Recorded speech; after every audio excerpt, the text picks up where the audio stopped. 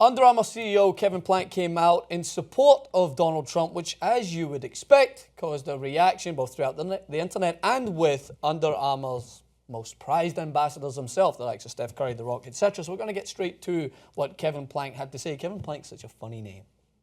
Kevin Plank. Plank of wood. All right, let's do. He's done all right for himself. He has done. Let's see what he had to say, first of all, about Donald J. To have such a pro-business president is something that is a real asset for the country.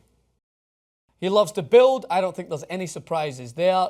When you look at the president, he wants to build things. He wants to make bold decisions and be really decisive. I'm a big fan of people that operate in the world of publish and iterate versus think. So there's a lot I respect there. Oh, God. I like Curry's response. Because here's the thing, I think one-liners and even comedy in every form of the word, sometimes less is more, Francis. Yeah. And his response was really spot on. I agree with that description, if you remove the ET from accent. And I like how people also just jump to crazy conclusions. Like, obviously, Steph Curry doesn't like Trump. That's like one line that says it. But he didn't need to say so much. He can just be like, okay. I think The Rock also summed this up really well. So The Rock, this is number 10, element number 10. A lot of quotes we're going through. He said, his words were divisive and lacking in perspective, The Rock said, inadvertently creating a situation where the personal political opinions of Under Armour's partners and its employees were overshadowed by the comments of its CEO.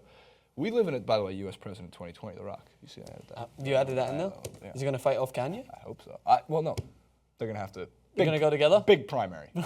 Big primary. Big debate. Big debate. Huge debate. Rap battle versus big fan of Kanye. Curling contest. Big fan of Kanye. He was outside our building. I hear about that. I heard. I'm a little mad that wasn't there. He had some stuff to edit.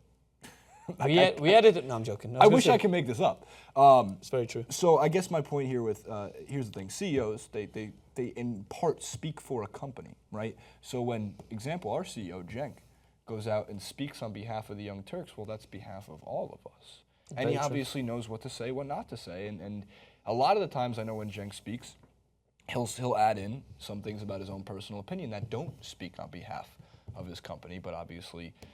For that reason. So in Kevin Plank's situation here, you know, you got to be careful because you have to add in at some point in your quote that these are my personal beliefs and maybe not that of the whole. And especially when you got guys like Steph Curry, Cam Newton's Under Armour. Cam Newton's Under Armour.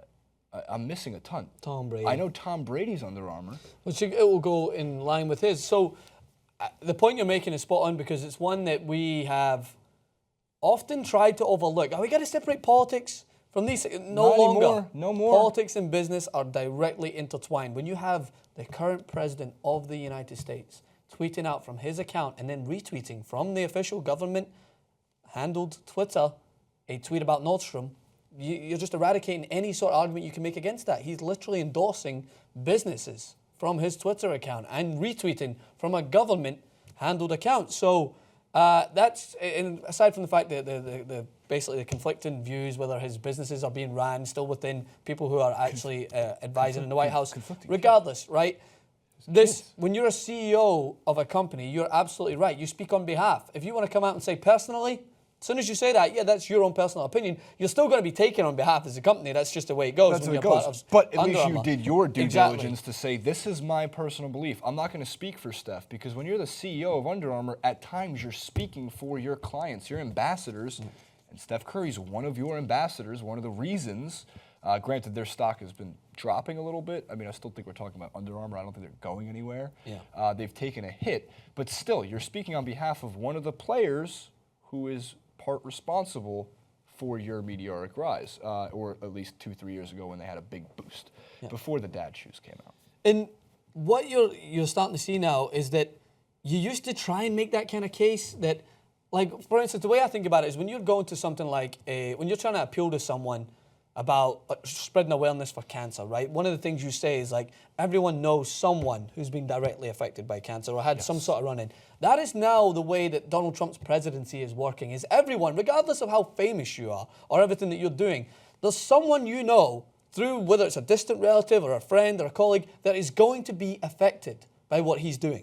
Whether it's someone who is a Muslim, you know, or an immigrant, or a small business owner, or a big business owner, like, there's going to be an affected Like, basically, it's a trickle-down effect that's going to make its way throughout society, and people are now starting to realize that. So, yeah, you can criticize celebrities or big-name figures who are coming out and speaking in protest, but it's regardless now because everyone is being drawn in to this political conversation because that's what Donald Trump has done. So, CEOs are speaking out, well aware that the consumer is listening. Look at what Nordstrom did. Nordstrom's stocks plummeted for a whole 3 minutes, 5 minutes, and then what happened? It moved its way back up, and it was up 5% by the end of the day when they decided to pull Ivanka Trump, her brand from there. And some people made the case she shouldn't be held accountable for what her dad said. That's not true. As soon as your name is associated to that brand, you're directly involved in his campaign. It's not like she's sitting by the wayside like, yeah, Dad run for president, I'll hang out. No, she's directly involved with a lot of the goings-on that he was doing throughout his campaign, so therefore you have to be held accountable. Though. It's not just the involvement. She during the campaign, she directly profited, which, according to our Constitution, is an illegal offense. You can't, as President of the United States, endorse the products. And what's so frustrating to me about this is, for one, I'm really happy a couple of places. I know The Ringer did it. I know USA Today Sports did it. I know the Washington Post Sports section did this. The end of stick to sports has happened. Yeah. Because there's too much of a direct effect. There's too much of an immediate impact that we've seen from this administration. And a lot of people point to the news media and say part of this is your fault. I'm so sick of this conversation that what if X won and Y lost? You have to deal with what's in front of you. We talk about this in sports all the time. How it's the Warriors' fault that 2 years ago that other teams were injured, so they played who was in front of them and won the champion. That's their fault. They're not the real champions, Francis. Yeah. They didn't play who was in front of them.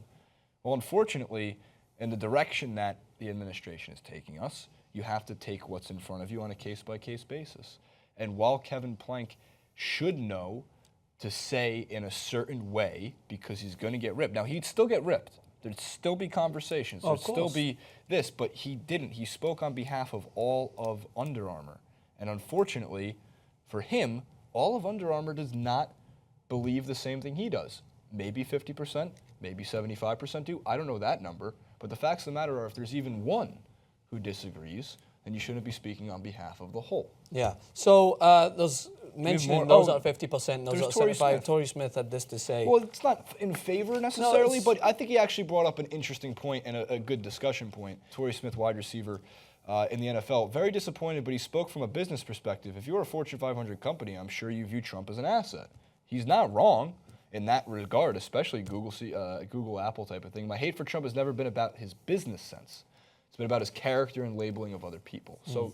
And look, and the reaction to Tory Smith was absurd. It was either extreme left, extreme right.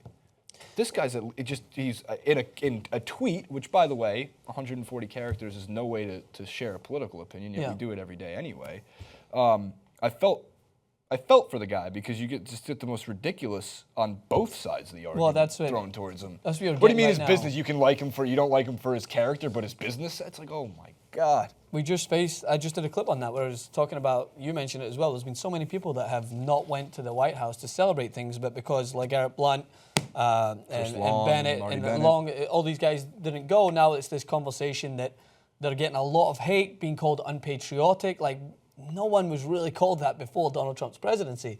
It's now because, when you went, whether you disagreed with the president's policies or whatever they upheld, when you went to the White House, it was almost seen like a celebratory measure, right? You went to see something that many people would probably kill for, a ceremonial building that you would just be fascinated by. I would think of that, but it doesn't stand for that with this man in the White House. It stands for whether you're, unfortunately, going there well aware of what he's been doing and in a way being okay with that, which again, I'm not going to condemn those that are not speaking out and want to go.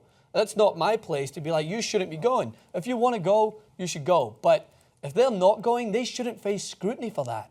It doesn't represent anything or any lack of patriotism. If anything, it shows how patriotic they are because they don't believe that the man that's in charge and is sitting at the head of this house represents what they believe America is. So this has always been my point.